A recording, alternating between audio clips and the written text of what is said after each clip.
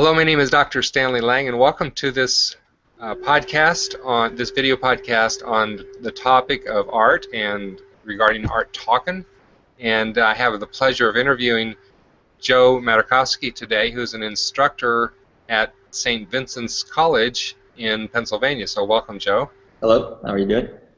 So to start with, I'd like our viewers to have a sense of your background, Joe, and particularly what got you interested in art and what you're doing right now. So when did you first start to have a real desire to do art as a career?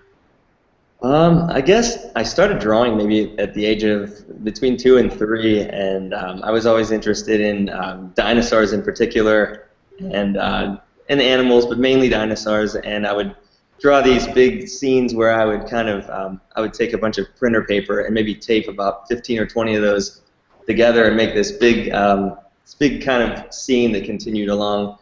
With different, like rivers and lakes and the ocean and dinosaurs and things flying, and so kind of like a big panorama crayon drawing I used to do. I was interested in drawing automobiles as well, like race cars. So, but yeah, ever since I can kind of remember, I was into just drawing and sketching. So, when did you decide that this is something you wanted to do as your life work? Let's see. Throughout school and even high school, and I also took some summer classes with art, just different drawing and painting classes. So I mean, I've always done it. And then whenever I went to college, I didn't really know if I wanted to do art for a career per se. But I started out in architectural engineering because I thought that was, I like math and I like numbers as well. I'm kind of analytical thinker, but I wanted to do something that would be that plus art, or at least mostly art. So I thought that was a good marriage of science and art, or math and art. But as I went through it, I realized that I liked art more. So I kind of sort of migrated more toward architecture, and then after that, I decided just to go fine art and then art education, because I thought that was I always like teaching and discussing things as well and debating things. So I thought that's kind of where I ended up. I went for art education, and I went for the K through 12 certification, taught public school for a little while, and then I decided I wanted to go back and get my Master of Fine Arts so I could teach college level, because I think that was, I enjoyed high school more than anything, but I didn't really, the couple things that I didn't really particularly care for was the discipline aspect and the fact that they kind of had to be there, and also dealing with parents and things like that, just like little minor things. But I also thought that I could get fairly advanced with high school students, but there were still some things you couldn't do, like oil painting in a classroom was kind of tough, and a lot of high schools didn't have a potter's wheel, and just more advanced sides of the arts. So that's kind of why I went back to teach college. So, and I've been doing this I've been an adjunct at Penn State Fayette campus and St. Vincent for almost 5 years now. I taught one semester at California University of Pennsylvania as well, but have done a bunch of different classes, just mainly anything 2D art. So from painting to drawing to printmaking to 2D design to digital photography and post-production in Photoshop. So great. Well, thanks for that. Mm-hmm. Sure. So what do you if you were going to try to teach our audience about some aspect of art, what would you like to teach today, since you are a teacher? What would you like to have as a pearl take-home lesson for people? And what you might point out a particular piece of art that you want to highlight that with, if you prefer.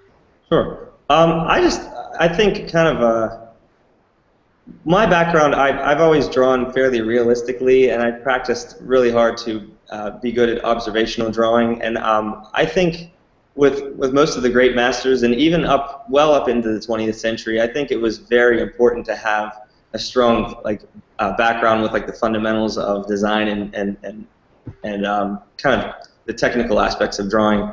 And I'm like a huge believer in know the rules before you break them, kind of, you know.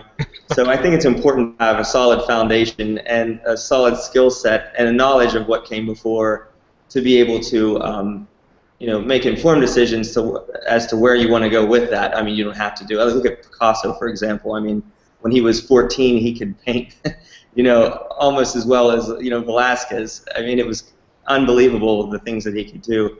And but then he wanted to explore more with, you know, different ideas as far as incorporating time into a painting and, you know, showing the side of somebody's face at the same time as the front of their face, which wouldn't be possible without, you know, the passage of time, you know. Uh-huh. So I mean, I think a lot of the abstract artists were like that as well, you know, in the middle of the 20th century, to where and even conceptual artists, I think a lot of them did have formal training and a good solid background in the fundamentals, but then they took it from there. Because if you really don't know what's out there, then you don't know what's been done. You don't know how to build upon anything either. You're just kind of you know, swatting around in the dark as far as that goes. That's just my opinion on that anyway. So you would be a strong advocate of really getting the fundamentals down well before you start breaking the rules. Mm-hmm. And that's why if I'm teaching an Art 1 class, I would have them do more, you know, more skill-based things, more observational, like learning how to measure, learning how to really actually see things as they are instead of seeing things as you think they are. And then for, you know, once you have that down, then you can go and you know, kind of experiment, explore, and more imagination, and, you know. Mm-hmm. Mm-hmm. But I mean, it's not completely like structured, but I like to do that first to kind of, you know, get a solid foundation. Uh-huh. So. Yes. So what is your favorite art right now? What gives you the most joy to do? I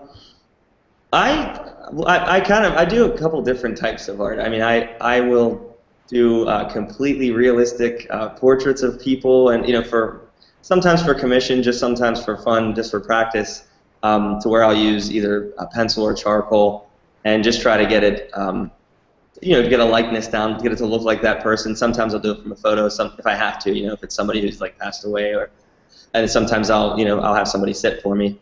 But and I totally enjoy that, and it sharpens my skills and everything.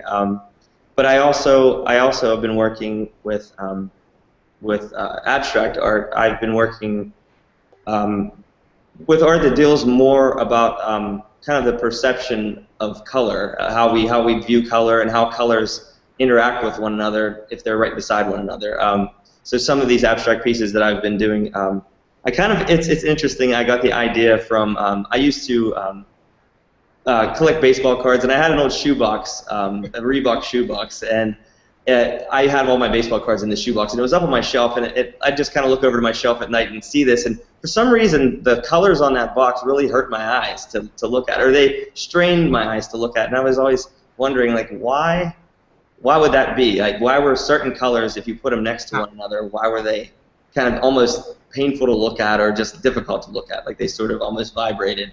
And the more I thought about it and the more I looked into it, it has to do with, I think it's the scientific term's called chromostereopsis, but it's basically what it is if you have two colors that are kind of complementary, so further apart on a color wheel, no matter, so if it's a red and green, or reddish and greenish, or blue and orange, or a yellow and violet, so they have to be kind of as far away, you know, polar opposites on the color wheel. I see. And then they have to also be, and this is very interesting. They have to be the same exact value. So it's kind of hard to, for a violet and a yellow. Yellows are usually higher or lighter in value, and then violets are usually a darker color. And when I say value, I mean, you know, the lightness or darkness of a hue. Yep. So if they're opposite on this color wheel, but they're the same exact value, they're same exact lightness or darkness, to where you would actually, if you took a black and white photo of my paintings, you wouldn't be able to see anything at all. It would just be a gray square or whatever, gray rectangle.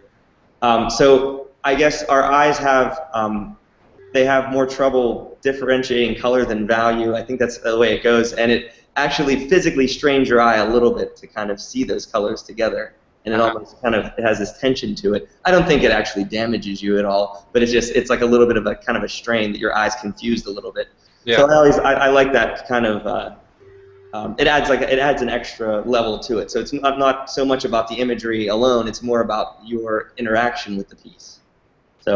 So your eye muscles are literally working harder to try to make sense out of this. Right. Out of And this.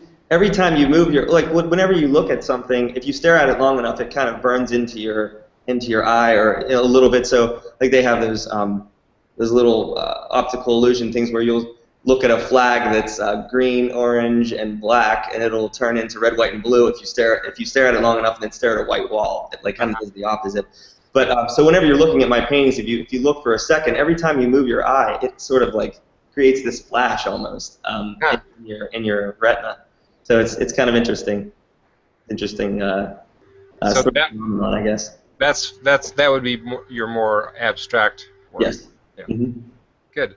I had a couple questions I would like to get your opinion on because Sure. it's come up with other interviews, and I was fascinated by the whole concept because I hadn't really thought about it that much before these other interviews. But Mm-hmm. one of the people I've spoken with about art and its value, it really emphasized how, especially in children, but not only in children, in older folks and even older adults, that the creation of art really helped in the building of self-esteem, and that was really the most important deal for this person. And she had been an art teacher her whole life, and I just wondered what your thoughts are on that. And it's kind of just throwing it at you, but Sure. what is your experience with that?